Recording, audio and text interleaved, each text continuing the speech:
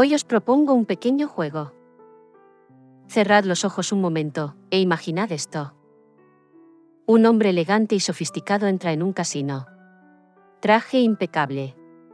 Mirada fría. Sabe que podría morir en cualquier momento.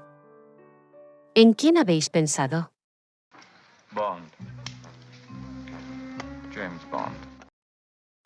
¿Tal vez en el agente secreto más famoso que jamás haya trabajado al servicio de Su Majestad Británica? Ahora, abrid los ojos. Sí. Habéis acertado. Se trata de James Bond. Pero, ¿y si os dijera que ese fascinante personaje no es solo ficción?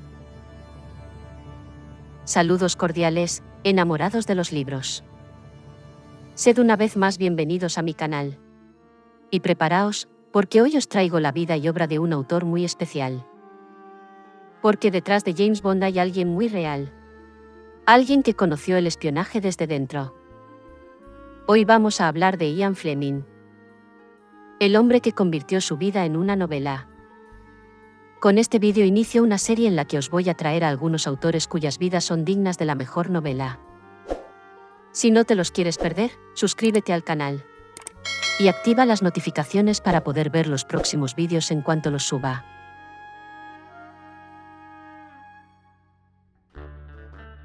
Ahora, vamos con Ian Fleming.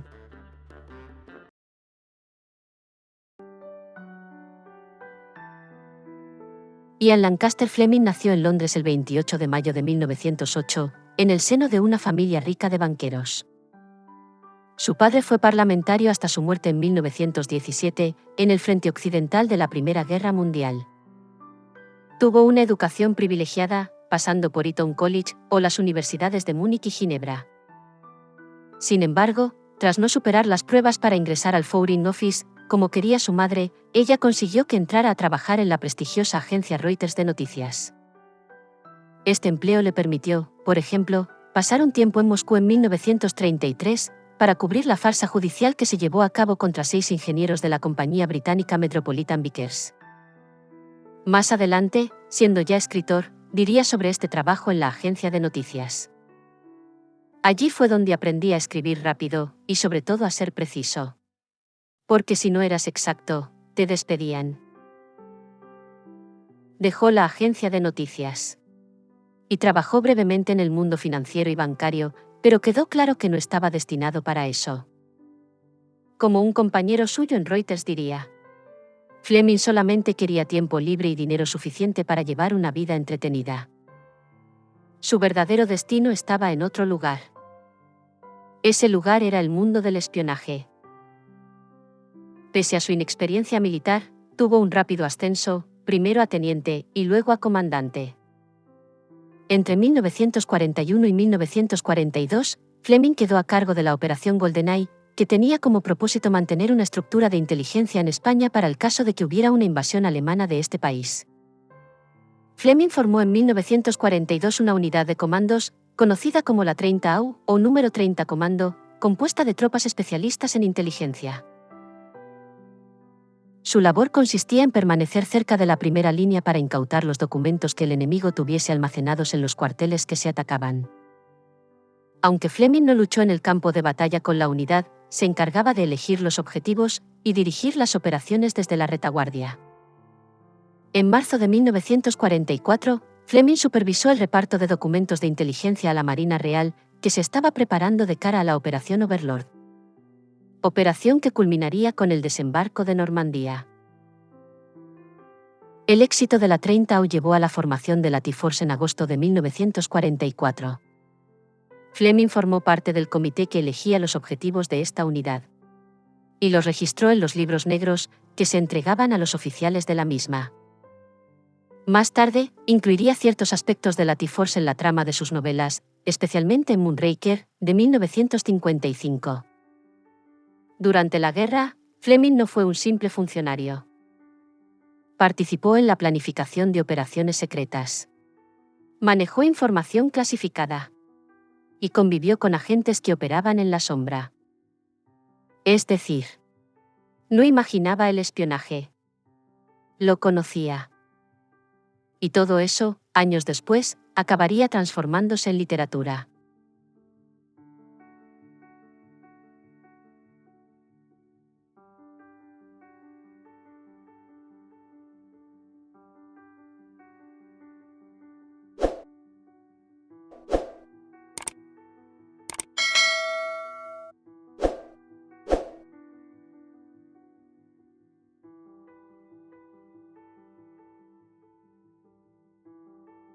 Terminada la guerra, Fleming pasó a trabajar para el grupo propietario del Sunday Times como coordinador de corresponsales.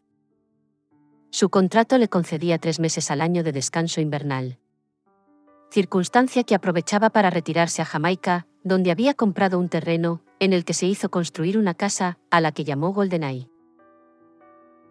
En dicha casa, adoptó una rutina muy peculiar.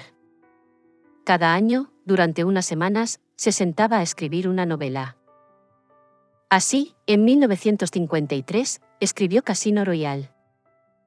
Y con ella, nace James Bond. Pero aquí viene lo verdaderamente interesante. James Bond no es un personaje completamente inventado. Está construido con fragmentos de realidad. El nombre James Bond, el autor lo tomó de un ornitólogo estadounidense, uno de cuyos libros Fleming vio sobre una mesa. Le gustó, y lo tomó. Según explicaría más tarde, quería que su protagonista tuviera un nombre romántico, pero masculino. Simple y directo. El científico norteamericano se lo tomó con sentido del humor. Incluso, en una ocasión, visitó a Fleming en Jamaica, y el autor le regaló un ejemplar firmado de Solo se vive 2 veces con la dedicatoria al verdadero James Bond, de parte de su creador. La frialdad del personaje, su profesionalidad, y su capacidad para moverse en situaciones límite proceden de agentes reales que Fleming conoció. Su gusto por el lujo, y la buena comida, así como el modo de relacionarse con las mujeres, tienen mucho del propio Fleming. Y el mundo en el que se mueve, lleno de códigos, traiciones, y operaciones encubiertas, bebe directamente de su experiencia en inteligencia. Bond no es fantasía pura. Es realidad estilizada. En marzo de 1962, Ian Fleming se casó con Anne Charteris, a la que había conocido en 1939. Y con quien había mantenido un romance desde entonces, a pesar de que ella estaba casada. En agosto de ese mismo año nació su hijo Caspar. A lo largo de su matrimonio, ambos mantendrían relaciones con otras personas. Ya desde la primera, Casino Royale, las novelas de Fleming obtuvieron gran éxito. Estas tienen además una personalidad muy marcada. Son rápidas, directas, casi adictivas. Los capítulos avanzan con un ritmo constante, sin apenas descanso. Pero al mismo tiempo, hay algo que llama mucho la atención: el nivel de detalle. Fleming describe con precisión casi obsesiva lo que Bond come, lo que bebe, lo que viste. Incluso los objetos que utiliza. Todo tiene nombre, marca, textura. Y sin embargo, hay algo que muchos lectores descubren al acercarse a sus libros. El Bond literario es más oscuro que el cinematográfico. Es un personaje que sufre, que se equivoca, que no siempre tiene el control. Más humano. Y, en cierto modo, más vulnerable. Entre 1953 y 1964, Fleming redactó 12 novelas y un par de colecciones de relatos cortos con el personaje de James Bond como protagonista. Las dos últimas, El hombre de la pistola de oro y Octopussy and the Living Daylights, fueron publicadas de manera póstuma. Si bien las primeras 5 novelas de James Bond tuvieron una buena acogida, la cosa cambió en 1958, cuando algunos críticos comenzaron a tacharlas de profundamente inmorales. Estas malas críticas, sumadas a los problemas que estaba teniendo en su matrimonio, produjeron un declive en su obra. Por suerte, las ventas de sus libros se animaron, y su popularidad aumentó cuando el nuevo presidente de Estados Unidos, Kennedy, afirmó en 1961 que Desde Rusia con amor era su novela favorita. Y, entonces, llegó el cine.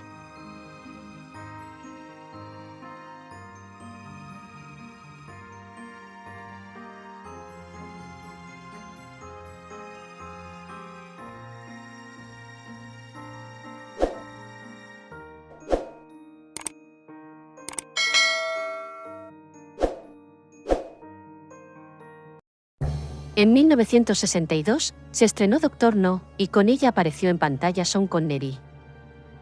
La manera en la que el actor escocés interpretaba a Bond afectó al personaje literario. En Solo se vive dos veces, la primera novela escrita tras el estreno de la primera película, el autor le confirió a Bond un sentido del humor a semejanza del de Connery. A partir de ese momento, James Bond deja de ser solo un personaje literario para convertirse en un icono mundial. El cine amplifica todo. Más acción. Más glamour. Más espectáculo. El James Bond cinematográfico es más elegante. Más invencible. Más mítico. Mientras que el Bond de los libros sigue siendo el origen.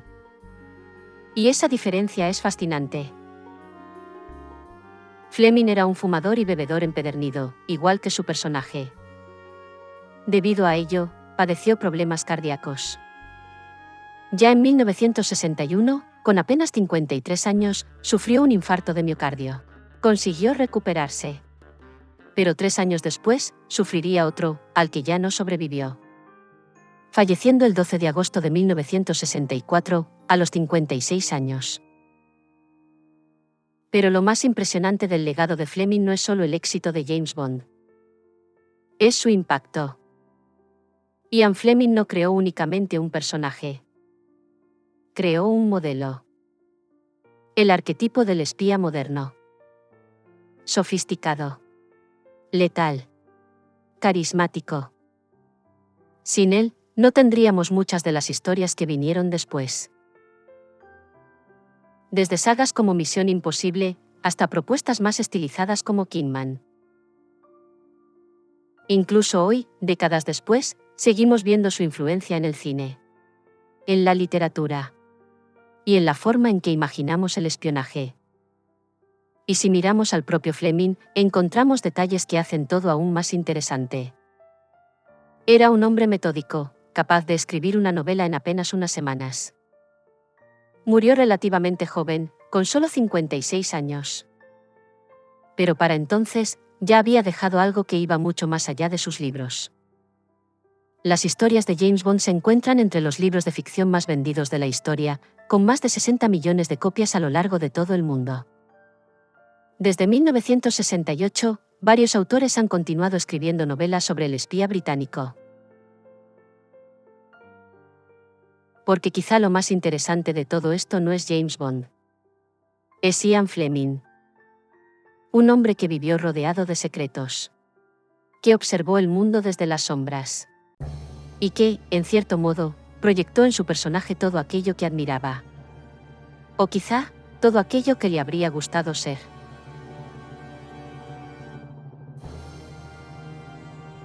Así que, la próxima vez que veas a James Bond pedir un martini, conducir un coche imposible, o enfrentarse a una misión suicida, piensa en esto. No estás viendo solo ficción. Estás viendo el eco de una vida real. Porque a veces, los mejores escritores no inventan historias. Simplemente, encuentran la forma de contarlas. Si el vídeo te ha parecido interesante, ya sabes. Regálame un me gusta. Y no te olvides de compartirlo con otros enamorados de las novelas de espías. ¿Tienes algún autor o autora que te gustaría que trajera? Dímelo en los comentarios. Me encantará leer tus sugerencias. Muchas gracias por tu atención.